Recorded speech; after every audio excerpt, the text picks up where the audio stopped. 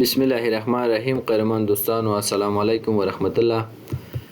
تیر ورځ موږ او تاسو د مایکروسافت ایکسل پروګرام د هوم ټیب کټ کاپی پیسټ سپیشل او هغه سره ټول اپشنونه ویلیو.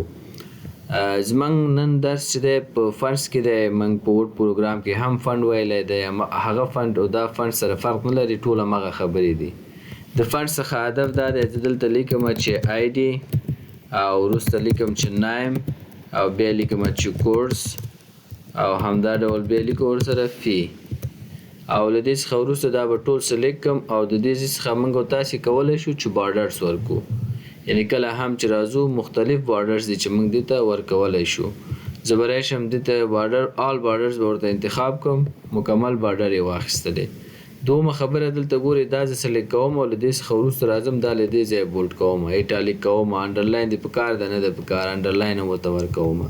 همدا ډول دا سلیکټ کوم، له دې ځایه شیډینګ هم ورکولی شو. فرض که یو سور رنګ شیډینګ ورکوو او بیا یې سلیکټ کوم، د هغې څخه وروسته راځو ورته دلته یو بل کالر هم ورکوو.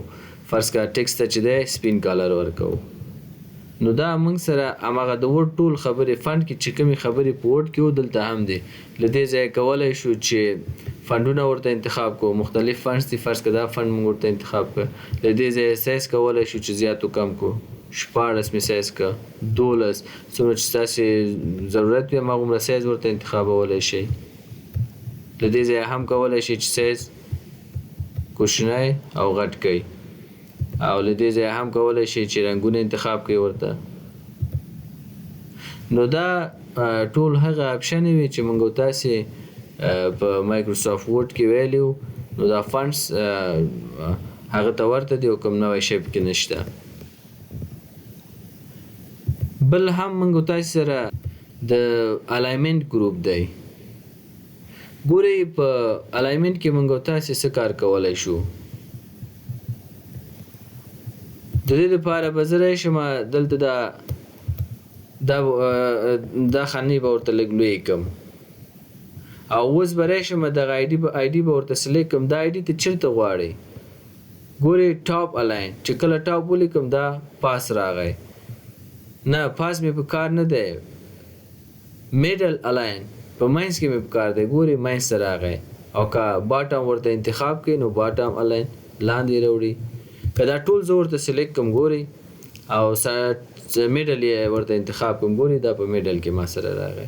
که ټاپ انتخاب کړم ټاپ کې ما سره راځي. نو دا ستاسې خپل ضرورت ته وګورئ. نو چې ټاپ باټم پکار و باټم کې ورته الاین انتخاب کړئ، که میډل کې پکار و میډل ورته انتخاب کړئ او که ټاپ کې پکار و ټاپ ورته انتخاب کړئ. نو دا موږ سره د ټاپ، میډل او باټم الاینمنټ اپشنې دي. بل هم موږ او تاسې سره دا اپشنې دي. ګورئ دا الاین لیفت، زه به داسې کار وکړم یوازې دا فی به سیل به سلیکټ کړم او دا به سنټر ته کړم. ګورئ دا موږ سره ټکس سنټر ته کوي. که رایټ سایډ ورته انتخاب کړم ګورئ رایټ سایډ ته موږ د ټکس راوړي او که لیفت ورته انتخاب کړم لیفت ته راوړي. یعنې دا چې دی ټاپ، میډل او باټم په دې شکل باندې دا ټکس موږ او تاسې ته الاین کوي، یعنې ورټیکلی. او هارزنټلی چې دی بیا دا اپشنې دي. ګورئ زه دا ورته میډل انتخابوم، لکه ورټیکلی چې دی ما ورته میډل انتخاب کړه او هارزنټلی هم ورته سنټر انتخابوم. ګورئ سنټر ته راغی. نو که تاسې غواړئ چې یو ټکس ورټیکلی الاین کړئ نو د دې اپشنونو استفاده وکړئ، او که غواړئ هارزنټلی یو ټکس تاسې الاین کړئ نو بیا د دې اپشنونو استفاده وکړئ.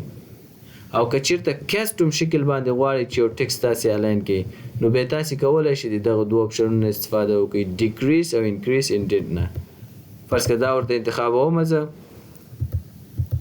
او له دې څخه وروسته ګورئ نو په خپله خوښه لږ لږ تاسې کولی شئ دا موف کړئ.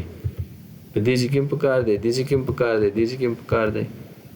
نو په دې شکل تاسې کسټم به کولی شئ چې موف کړئ او الاین یې کړئ ځان ته. بل هم موږ سره دلته انګلز دي. د دې لپاره به زه یو نوی شیټ واخلم او له هغې څخه وروسته به زه راشم پیج لیوټ ته او ډایرکشن به ورته پیج لیوټ ته به راشو او ډایرکشن به ورته رایټ ټو لیفټ کو. اوس به زه راشم لږ دا زوم کوم چې تاسو ته صحیح ښکاره شي. دلته به ولیکم شماره. ګورې شماره مې ولیکله صحیح ده. او چې کله مې شماره ولیکه دا خانه به ورته لږ یا دا سیل به ورته لږ لوی کړم. هوم ته به راشم او دا به سنټر او میډل انتخاب کوم ورته. اوس راځو په دې اپشنو باندې خبرې کوو. دا د اورینټیشن پورې خبرې دي. انګل کاونټر کلاک وایز که دا انګل زه ورته انتخاب کوم ګوري دا زمونږ او ستاسې لیکل په دې شکل راځي. تاسو ته زیاتره وخت پښتو لیکلو کې داسې شکل یا دغسې انګل ته ضرورت پیدا کېږي چې یو ټکس باید په دې شکل ولیکئ. نو طریقه یې دا ده چې تاسې به الایمنټ ته راشئ او له دې څخه به تاسې دا انګل ورته انتخاب کړئ. که چېرته انګل یوازې کلاک وایز تاسې په کار نو دا ورته انتخاب کړئ. ګورئ په دې شکل لیکل کېږي. نو تاسې خپل ضرورت ته لیدلی د دې اپشن نه استفاده کولی شئ. که چېرته ورټیکل ټکس ورته ولیکم ګورئ دا زموږ لیکل اوس موږ ته د حروفو په شکل لیکل کېږي. ګورئ اوس په دې رقم ولیکل شو. او که چېرته زه راشم دلته او بیا ورته روټیټ ټکس اپ انتخاب کوم ګورئ په دې شکل دا ټکس لیکل کېږي. یعنی شماره دې خوا نه شروع ده. خو که چېرته زه ورته راشم روټیټ ټکس ډاون انتخاب کوم ګورئ شماره اوس د دې خوا نه ولیکل شو. روټیټ ټکس اپ چې دی د پښتو لیکلو دپاره استعمالیږي. ګورئ روټیټ ټکس اپ دا اوس د پښتو دپاره استعمالیږي. او روټیټ ټکس ډاون دا د انګلیسي دپاره استفاده کېږي. بل هم موږ سره فارمټ سیل الایمنټ ده. دا انشاءالله راتلونکي درسونو کې راځي په دې به تفصیلي بحث وکړو. بل هم موږ سره دلته راب ټکس دی. د راب ټکس دپاره به تاسې داسې کار وکئ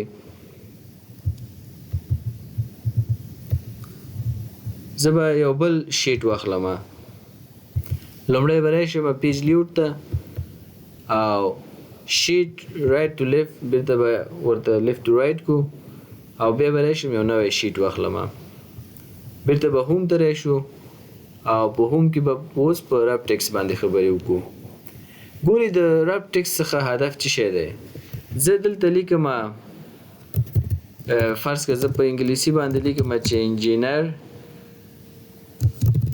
احمد شاه عادل. دغه نوم چې ما ولیکه ګورئ دا خو زموږ سره سل وړوکی دی ولې دا نوم ډېر لوی دی. نو اوس د دې سره باید څه کار وکړو.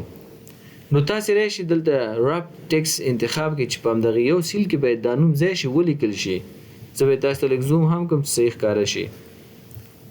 ګورئ زموږ سیل تر دې ځای پورې دی خو دا شاه او عادل مکمل بل سیل ته وتلی.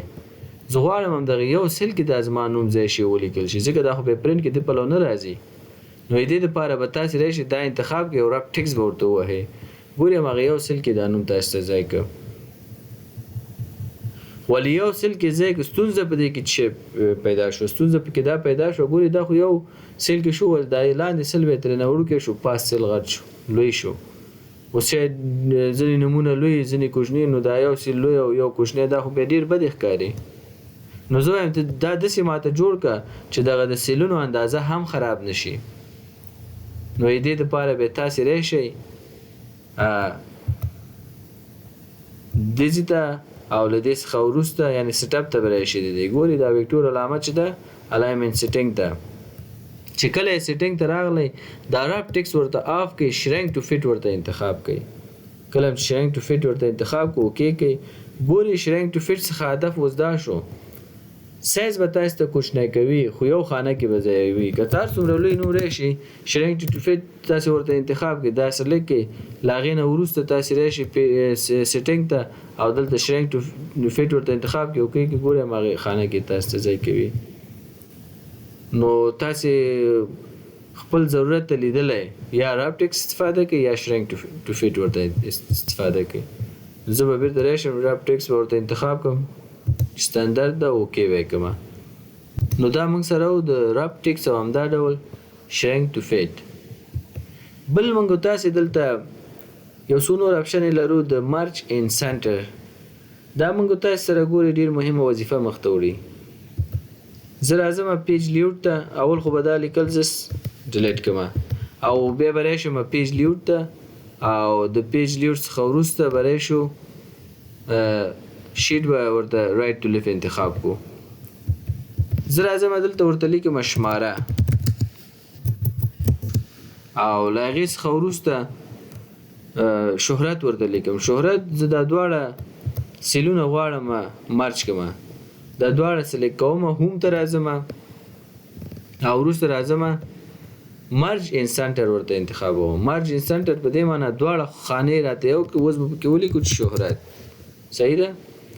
او له دې څخه وروسته زه راځم دا دواړه انتخابوم، ورته وایم دا هم راته مرج کړه. نو دلته بیا راځم ورته وایم چې مرج ان سنټر او له هغې څخه وروسته راځو ورته الایمنټ یې هم جوړوو.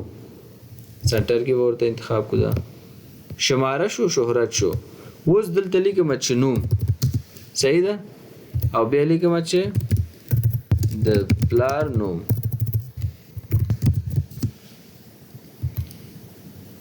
ګورئ دا موږ سره مرج ان سنټر کارو. د مرج اکراس وظیفه څه شی دی؟ زه ورته راځم دلته دا دواړه انتخابوم او بیا ورته لیکم اپشن انتخابوم مرج ان سنټر او بیا دلته لیکم فرض که تفصیلات. هسې یو مثال دی چې کله مې تفصیلات ورته ولیکه د تفصیلاتو دپاره دغومره ځای ته ضرورت لرم. نو دا اوس څنګه مرج کوو؟ نو دې ته به تاسې راشي دوم اپشن مرج اکراس به ورته انتخاب کوئ. چې کله مرج اکراس ما انتخاب کو ورته نو دا به موږ تاسو ته کالم له منځه ویسي او یوازې سیل به موږ تاسو ته لوی کړي. دلته تاسې کولی شئ چې تفصیل ورته ولیکئ. تفصیلات فرض مثال زه تفصیلاتو کې ورته یوه خبره لیکم د پوهنې ریاست نظارت غړی. فرض که دا لیکل ما ورته وکړه. لکه په دې شکل تاسې کولی شئ چې استفاده وکړئ د دې اپشنو څخه. بل هم دلته موږ تاسو سره مرج سیلز دی. د مرج سیلز څخه هدف دا دی مرج سیلز دپاره به داسې کار وکړو. ګورئ دا 3 سیلونه به زه انتخاب کړم او وروسته به راشم مرج سیلز به ورته انتخاب کړو. ګورئ دا یې ټول راته یو کړه او دلته به ورته فرض که ولیکو اوسېدونکی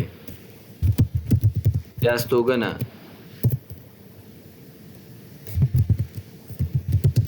صحیح ده؟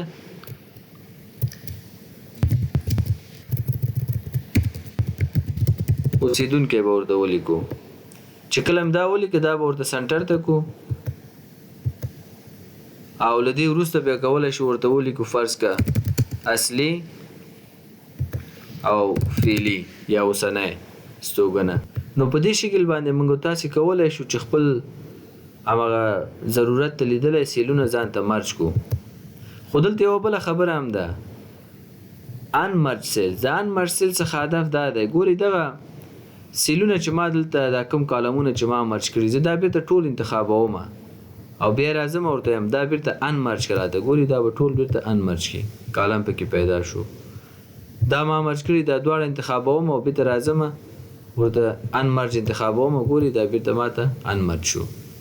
نو تاسې په دې شکل مرج او ان مرج کولی شئ. په دې کې یوه خبره ګورئ مرج ان سنټر او مرج سیلز ترمنځ فرق څه شو. ګورئ زه چې کله دغه 2 سیلونه انتخابوم دا 4 سیلونه به انتخاب کو او له دې څخه وروسته راځم مرج ان سنټر یعنی دا سیلونه ټول راته یو کو لیکل د منځ نه شروع که. نو مرج ان سنټر ورته انتخابوم. اوس ګورئ زه ورته دلته شهرت لیکم دا د کوم ځای نه شروع شو؟ د منځ نه شروع شو. صحیح ده که نه؟ یعنی د رایټ او لیفت نه شروع نه شو، د منځ نه شروع شو. خو که زه چېرته راشم دا 4 سیلونه انتخاب کړم او دلته ورته مرج سیلز انتخاب کړم اوس چې زه دا شهرت لیکم ګورئ دا د لیفت طرف رایټ طرف نه لیکل کېږي. که مرج ان سنټر ورته انتخاب کړم د سنټر نه لیکل کېږي خو که یوازې مرج سیلز ورته انتخاب کړم نو د رایټ طرف نه لیکل کېږي. همدغومره فرق دی. نو په دې شکل موږ تاسو کولی شو چې د مرج ان سنټر، مرج اکراس، مرج سیلز او ان مرج څخه استفاده وکړو. د نن دپاره همدغومره درس بس. د سبا انشاءالله په نمبرز باندې خبرې کوو. نمبرز کې لږ خبرې زیاتې دي نو دا به سبا ته پرېږدو.